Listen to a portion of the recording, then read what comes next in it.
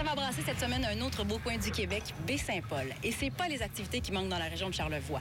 Des pentes de ski aux arts visuels en passant par le casino, il y a de tout pour vous divertir. Mais ce qui nous attire ici aujourd'hui, c'est Frédéric Tremblay et la microbrasserie Charlevoix. Et un peu plus tard, vous allez comprendre pourquoi j'ai envie de vous dire que le Seigneur soit avec vous.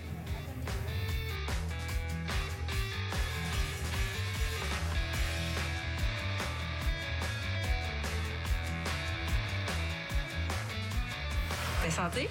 Santé. Hop. Moi, d'abord, Frédéric, je veux savoir comment ça a commencé, ta passion pour le brassage. Ben, écoute, ça a commencé quand j'étais à l'université. Comme beaucoup de brasseurs au Québec, de toute façon, ça a parti tranquillement comme ça, parce que, étant un pauvre étudiant, j'ai découvert la bière de Kit, puis on a commencé à se faire de la bière et on était convaincus dans ce temps-là que la bière qu'on faisait en canne était meilleure que tout ce qu'il y avait sur le marché. Ensuite de ça, la découverte des bières importées par un ami belge de mon père qui m'a fait découvrir la chimée, entre autres, du Vel. Et puis à partir de ce moment-là, commencé à brasser à la maison plus sérieusement. J'ai rencontré Caroline à un moment donné. Mais ce qui est drôle, c'est qu'il y a une relation quand même avec le Belge qui t'a fait connaître à Duvel. C'est parce que c'était mon patron à l'école de joaillerie de Montréal. Donc c'est comme ça qu'on s'est... Ouais, c'est vraiment une aventure pour le couple depuis le tout début. Là. Moi, je suis originaire de la région de Charlevoix. Caro, elle, on s'est rencontrés à Montréal. On a habité ensemble à Châteauguay pendant un certain temps. C'est là qu'ont été élaborées nos premières bières.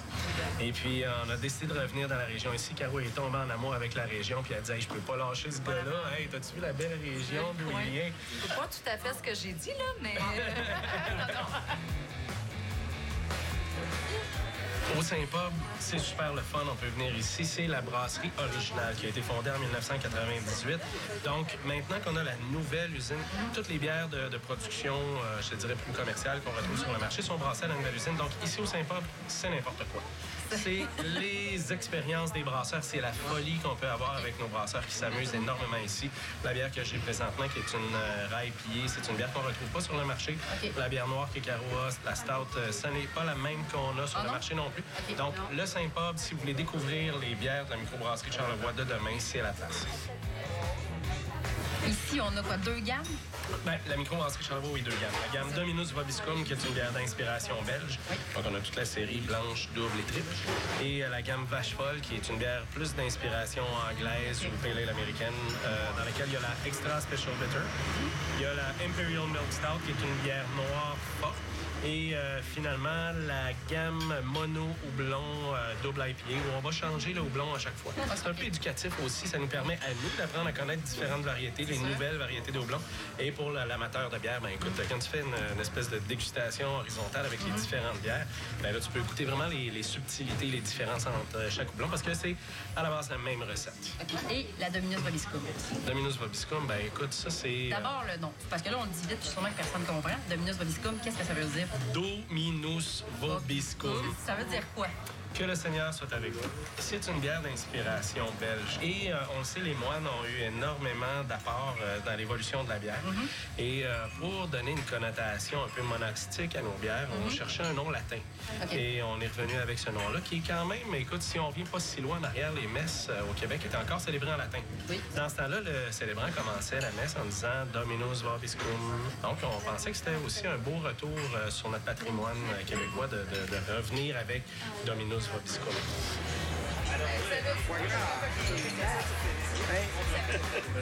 Avec les palettes de dégustation, on a l'occasion de goûter un petit peu à tout. Vos recettes, justement, de bière sont élaborées comment? À la base, comme un chef cuisinier. La blanche, c'est toujours un défi parce qu'il y a beaucoup de blé. Donc, au niveau de la filtration, c'est pas évident. Bien balancer une blanche et aussi lui donner une personnalité qui est différente de ce qu'il y a parce que tout le monde fait une bière blanche. De lui donner une personnalité qui va se démarquer, que les gens vont être capables de la boire puis vont dire hey, ça, c'est la Dominus Vobiscum blanche. C'est un défi. J'en ai vu une tout à l'heure aussi qui a attiré mon attention beaucoup, celle qui est faite à la méthode champenoise. La brute, c'est basé sur une recette qu'on avait faite en 99, qui était la 8e jour. À ce moment-là, c'était une bière qui avait 10 d'alcool, qui était embouteillée dans une bouteille bleue, un peu comme les bouteilles allemandes avec le couvercle en céramique. Là. Et à ce moment-là, 10 d'alcool, c'était la bière la plus forte au Québec. Et on a arrêté de la faire. C'était une bière qui était fermentée avec une levure de champagne. On a décidé de travailler sur vraiment la technique complète là, de gyropalette ou de remuage et d'égorgement pour faire refermenter la bière en bouteille et ensuite la dégorger pour la débarrasser de sa levure. C'est ce que les plus grands champagnes font. Donc, on ne peut pas utiliser le nom méthode champenoise parce que c'est une appellation d'origine contrôlée, mais on dit méthode charlevoise. Ouais.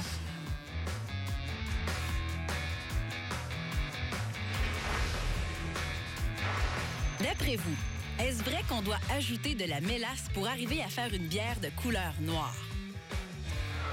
Après la pause, la réponse à la question Belle Gueule et la passion de Frédéric Tremblay pour la musique. Est-ce vrai que pour arriver à faire une bière de couleur noire, on doit ajouter de la mélasse? C'est faux. La bière noire provient de l'orge torréfiée, comme le café noir. La mélasse, c'est vraiment un choix de brasseur.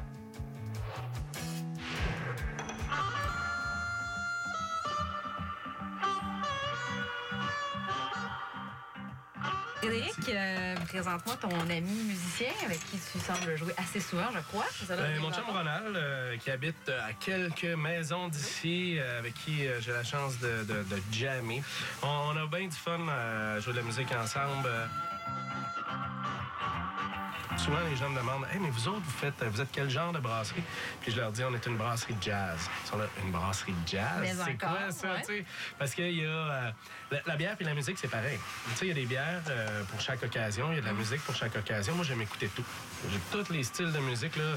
Je pourrais même te dire, j'écoute du dance, tu sais. Mais il faut savoir choisir l'occasion. Puis c'est bien avec la bière de faire la même chose. Et le jazz que j'aime de ça, c'est toute la progression que tu as là-dedans. Tu sais, ça part avec le drum, là, tu sais, avec surtout le drum au ballet. Là. Le contrebasse, un crescendo. Puis crescendo, tu sais. Puis nous, je pense que nos bières microbrasserie Charlevoix, c'est ça, c'est un crescendo de saveur. La musique, c'est une question de feeling. C'est une question de... Si tu es à l'aise dans ton style, dans ton élément, avec ton instrument, ça va tout seul. Là. Alors, même si moi, je suis plus un gars de métal que mon ami, mais ça, c'est un autre. Ah oui, t'es un gars de métal, mais on réussit à faire un bon mix de tout ça. Dans le fond, c'est comme mélanger les bons ingrédients pour faire une bonne bière. Exact. C'est à peu près ça. Oh, ça vaut bien. C'est un petit peu comme notre gamme double IPA ou la Lupulus. Tu sais, je veux dire, c'est des bières jazz, mais avec ben du gros blond heavy. Là, fait que c'est du heavy jazz. Quand vous allez jouer puis que Frédéric arrive, ou même quand vous venez ici, là, c'est lui qui paye la bière. Ben. Ah, il n'y a même pas besoin de jouer de la musique pour nous payer la bière. Aujourd'hui, c'est une occasion spéciale, car c'est la fête de notre réalisateur aujourd'hui, qui s'appelle Iliane. Eh oui! Mon cher Iliane, lève ton verre, lève ton verre, lève ton verre, il s'en vient. Mon cher Iliane, lève ton verre, et surtout, ne le renverse pas.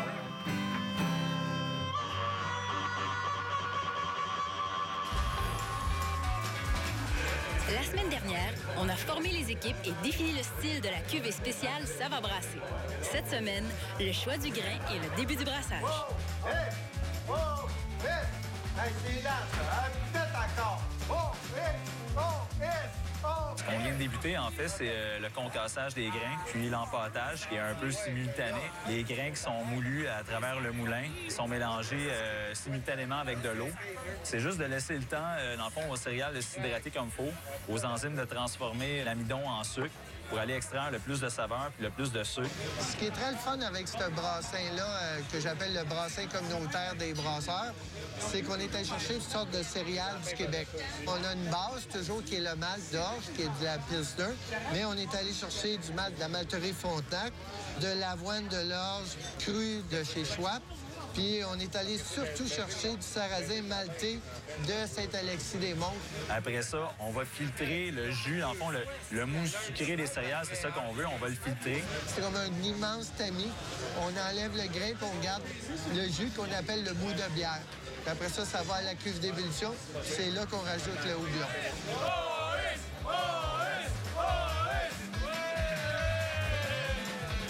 La semaine prochaine, le choix du houblon qui sera incorporé à la bière Ça va brasser.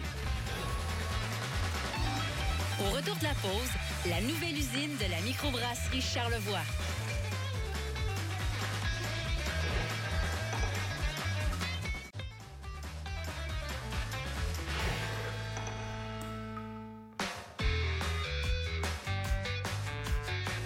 la brasserie qui est installée depuis 2008, on a un système de brassage de 3500 litres par brassin. D'avoir des équipements qui sont un peu plus performants, je pense que c'est une question... Je ne dirais pas de respect, parce que c'est pas parce qu'on a un équipement plus performant qu'on n'est pas respectueux, mais nous, à la grosseur qu'on était rendu là, pour être capable d'offrir une qualité et une stabilité de nos produits. Parce que c'est ça aussi que nos consommateurs veulent avoir. Quand ils trouvent une bière sur les tablettes, ce qu'ils espèrent, c'est qu'elle soit bonne. Donc, pour nous, c'était très, très important, avec le volume qu'on avait là, d'aller chercher des équipements qui étaient fine pointe de la technologie. Puis ça ne veut pas dire qu'on n'a pas encore cet esprit-là. Ça demeure toujours une passion qui vient de Caroline et moi et de l'équipe de brasseurs, Nico, Gérald, nos deux brasseurs à la microbrasserie. Tous des passionnés de bière. La ligne d'embouteillage, je pense que c'est le nerf de la guerre. On arrive avec une ligne d'embouteillage, nous, qui a 2 pré-purges, qui va s'assurer qu'il n'y a pas d'oxygène dans la bouteille au moment où on va embouteiller. Donc, pas d'oxydation, beaucoup moins d'oxydation, une conservation en bouteille qui est prolongée grâce à ça, une stabilité qui est prolongée. Des brasseries qui veulent aller sur le marché, des dépanneurs ou des épiceries, on le sent, les gens, maintenant, une très, très forte préoccupation. C'est évident.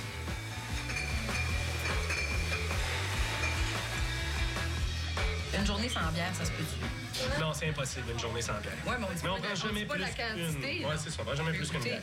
Bien, quand même, il faut qu'il y ait le contrôle de qualité si on n'a pas le choix.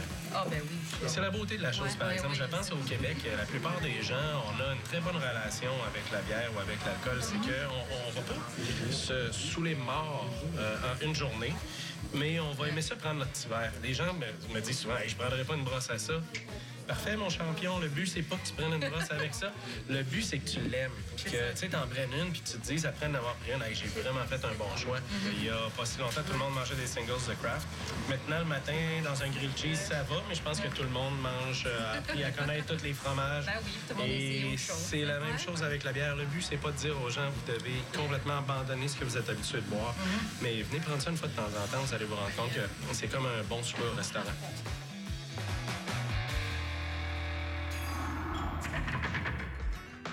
C'est quoi le secret le mieux gardé des brasseurs? Oui, à la recette.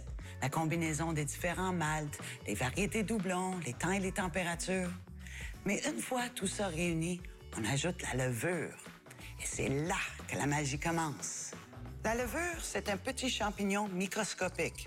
Il y a des levures sauvages partout, dans l'air, sur les végétaux, sur notre peau, dans nos parties les plus intimes. La variété qui nous intéresse pour la fermentation alcoolique, c'est celle qui forme le petit film blanc qu'on voit sur certains fruits. Saccharomyces cerevisiae. Ajoutée au mou de bière, la levure affamée se met à manger le sucre des céréales et à excréter, entre autres, de l'alcool et du dioxyde de carbone. C'est ça, la fermentation. Et l'alcool, c'est l'excrément de levure. Chaque souche de levure va fermenter à sa façon, créant ses arômes et ses saveurs propres à elle. Il serait impossible, par exemple, de faire une boréale avec une levure d'une autre brasserie. Chaque bière a sa levure. Une des plus grandes responsabilités des brasseurs, c'est de prendre soin de sa levure. On doit la cultiver, la dorloter, l'entretenir et la protéger de toute contamination. Elle doit être au meilleur de sa forme et rester pure. Parce que c'est elle qui fait le travail le plus important de la brasserie. Je lève donc mon verre à notre vraie péteuse de brou. Restez là. Après la pause, un festin en compagnie de Mario Dair à l'Orange Bistrot.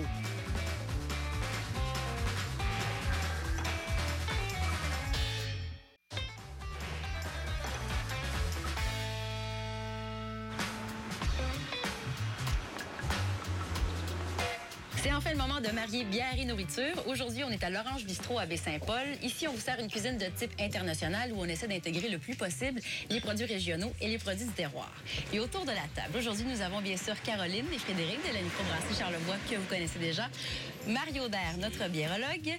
À ma gauche, ici, Donald Duchesne, qui est propriétaire de l'Orange Bistrot. Nicolas, qui brasse à la micro Charlevoix. Et Geneviève, qui travaille au Saint-Pob et qui est la conjointe de Nicolas. Frédéric, oui. À toi l'honneur. Ben, écoute, pour commencer, je pense qu'il n'y a rien de mieux qu'une Dominus Vobiscum triple pour s'ouvrir l'appétit. C'est une bière qui est un petit peu plus forte que ce qu'on peut s'attendre de boire l'été. C'est une bière qui a 9 d'alcool, une bière blonde. Et pourquoi j'ai choisi cette bière-là? C'est parce que justement, il faut apprendre à la connaître, parce que c'est une bière qui est quand même très digeste, qui se boit très, très bien. La triple, ça fait référence aux pratiques monastiques du Moyen-Âge de brassage où on faisait 3 bières. On faisait la bière simple, la bière double, la bière triple. La bière simple, c'est la bière que les moines buvaient tous les jours, autour de 8 litres par jour. Alors, c'était pas une bière très forte. Hein? C'est une bière à 2-3 d'alcool par volume qui était vraiment le pain liquide. On faisait la double. Ça, c'était pour les gens plus importants dans la ville. Alors, une bière un petit peu plus forte. Alors, on parle d'une bière forte à 4-5 d'alcool par volume. Alors, il faut vraiment se mettre dans le contexte. Et la triple, c'est celle qui est 3 fois plus forte, qui était pour les évêques, les gens importants. Alors, ça fait référence à ces pratiques-là. Mais aujourd'hui, la simple, c'est une bière blonde ou brune qui est 4-5 d'alcool par volume. La double, c'est habituellement une bière brune, sucrée, à 7-8 d'alcool par volume. Et la triple, c'est une bière blonde, plus houblonnée, alors un peu plus amère qu'on goûte derrière la langue, à 9-10 d'alcool par volume. Dans les bières, ce qui est intéressant quand on décide qu'on se lance là-dedans, il y a beaucoup d'histoires. Et ça nous apprend à voyager, même dans le temps et à travers le monde, parce que tous les noms sont reliés à une petite histoire. Il n'y a pas d'appellation d'origine contrôlée dans la bière.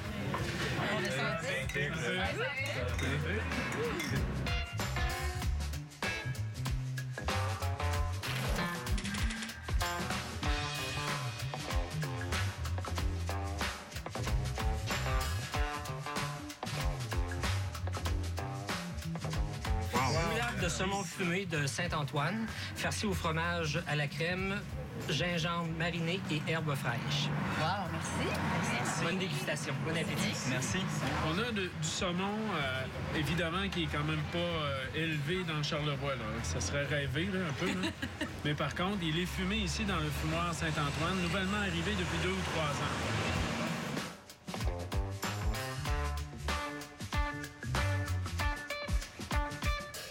Dans la bouchée, on a d'abord le saumon.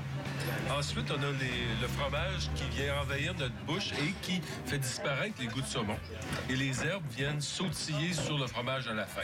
Quand on prend une gorgée de bière, le saumon revient. On a l'impression que la bière permet un mariage et en ajoutant ce petit élément de fraîcheur en finale. Quand le saumon est arrivé, je disais qu'une triple, moi, je voyais pas vraiment l'accord. Mais là, avec le fromage, la triple va vraiment soutenir le fromage. Donc, ça s'équilibre un petit peu mieux. Oui, moi aussi, je trouve ça. Je suis un petit peu d'accord avec Caroline. La triple, j'étais sceptique au début, mais finalement, non, ça fait très bon. On n'a pas un fumé qui est trop intense, il respecte le saumon. Et je pense que c'est ça qui va bien se marier dans tout ça. Donc, c'est pour ça qu'on a cette séquence du saumon, du fromage, de la bière qui est respectée, parce que c'est pas un faux fumé industriel qui va envahir le produit. Les bières sur lit, c'est des bières sur levure. Alors, le gaz carbonique qui est dans la bouteille a été produit par la levure, qui est toujours vivante, qui a refermenté le petit peu de sucre qui restait dans la bouteille. Et quand elle a été capsulée, le gaz ne peut pas s'échapper. Il a donné son carbonatation naturelle. Et la question qu'on se pose tout le temps, c'est est-ce qu'on met la levure, est-ce qu'on met pas la levure? Moi, tu sais, personnellement, j'aime mieux prendre ma bière au début et garder la levure à côté. Parce que c'est sûr que nous, quand on brasse la bière, le but, c'est d'avoir une bière qui a les saveurs qu'on va lui avoir transmises avec le choix des mâles, des houblons. Et puis, à la toute fin, là, on peut garder notre levure. Et on la verse. Et si tu veux boire ces derniers millilitres à part, tu te fais un shooter. Tu te fais un shooter de bière levurée.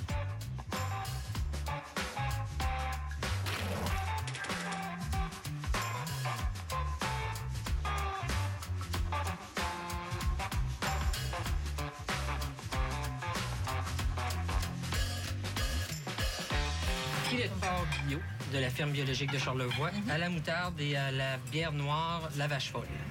Frédéric, filet de porc bio à la stout. Qu'est-ce qu'on boit avec ça? Je présume qu'on va boire la stout. Eh bien non. Non? On va aller avec la Dominus Vobiscum double. C'est le premier bébé de Nicolas depuis qu'il nous a joint à la microbrasserie Charlevoix en 2000. C'est une bière qui ressemble à rien vraiment au Québec. C'est inspiré encore une fois des bières belges, mais ça n'a rien à voir avec ce que tu vas retrouver comme bière double en Belgique. C'est vraiment notre propre signature. C'est un vrai petit chef-d'œuvre. La Dominus Vobiscum double, ici, va goûter vraiment le sucre bonbon. Tu sais, les pommes de tir rouge qu'on avait quand on allait à l'expo. Oui, dans les Alors, foires ça goûte agricoles. ça, cette bière-là. Là. Et ce goût de sucre-là va venir enrober le couple qui est formé entre la sauce faite avec la bière noire et le goût tendre du filet de porc. Alors, ça va venir respecter, mais ajouter une dimension additionnelle au plat. Frédéric, t'es content de ce qu'on vient de faire? Écoute, en plus, j'ajouterais avec les légumes glacés, les petites carottes glacées. Une bière comme celle-là, qui est légèrement sucrée, permet justement de faire un pont entre tous les ingrédients qu'on a dans notre assiette et de bénéficier pleinement de tout ce que cette assiette-là a à nous offrir. Ben, merci à tous et à toutes d'avoir été ici. C'était très, très agréable. Merci. Santé. Ouais. Moi, tantôt, on m'a parlé des shooters. Oh, un trou Ça serait peut-être le temps. Un shooter de levure. T'as de la levure? On va faire un test. Mario est là. Et je pense qu'en l'honneur de Mario, il va en prendre un shooter de levure.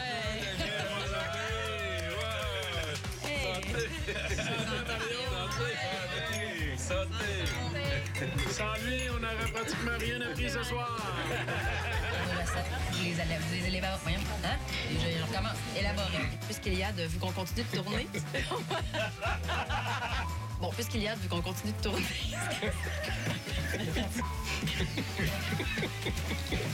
On finira jamais. Il reste 3 minutes. Ah, ben oui.